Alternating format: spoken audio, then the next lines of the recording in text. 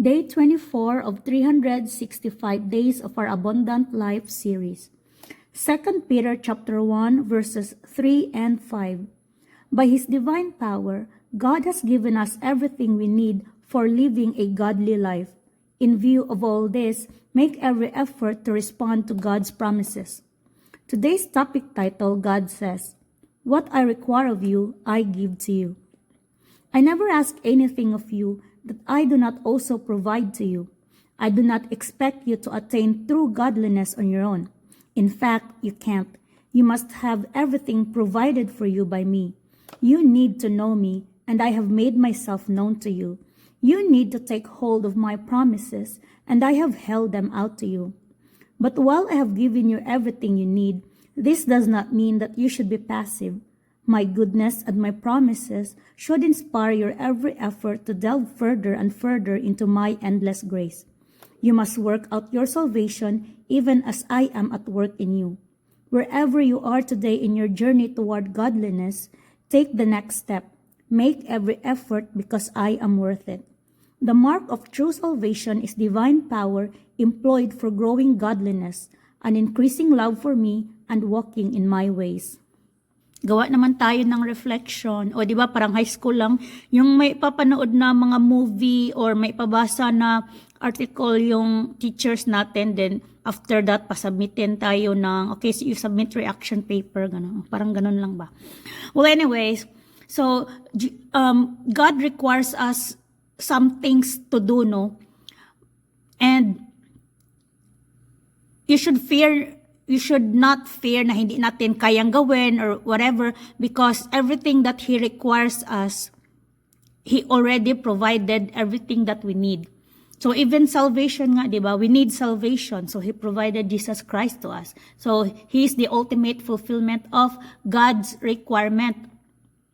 But sinabi nga niya dito, we should not be like passive na lang, just because everything is provided to us, passive na lang tayo, like wala na lang tayong gawin, tanggap na lang ng tanggap. Di din pwede yun, di ba?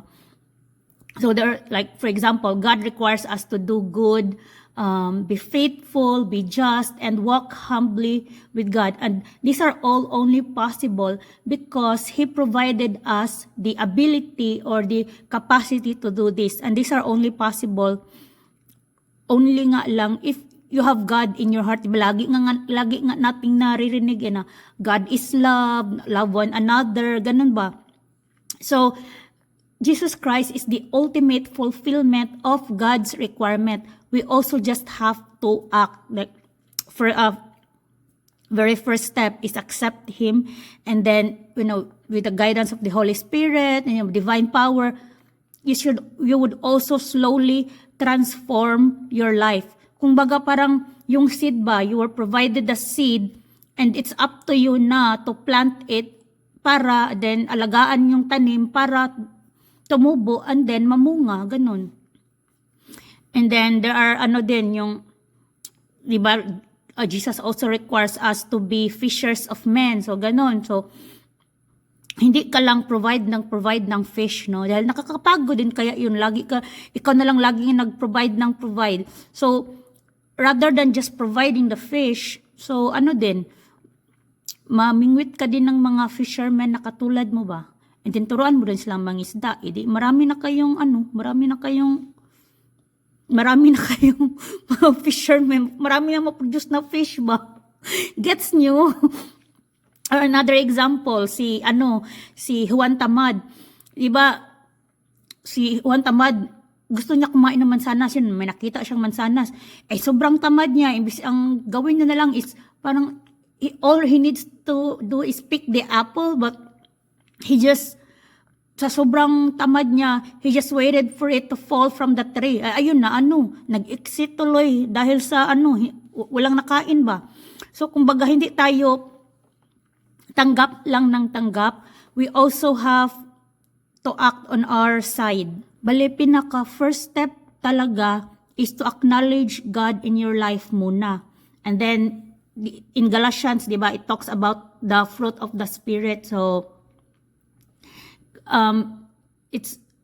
ito kasi, the Spirit kasi, the Holy Spirit works to make the believers to be more to be more like Christ. So, the fruit of the Spirit are love, joy, peace, patience, kindness, goodness, faithfulness, gentleness, and self-control.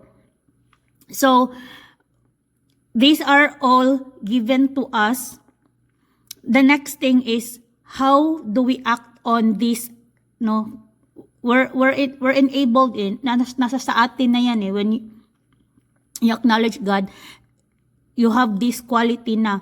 So it's up to us na on how we cultivate, how we cultivate it. So ganun. So everyone is on a different ano din eh, because I'm on my personal journey then on knowing Him better. Then kayo, I don't know on ano na kayo sa on your journey with knowing Him. So iba-iba tayo ng ano ba, but we all have the same goal. Ganun siya.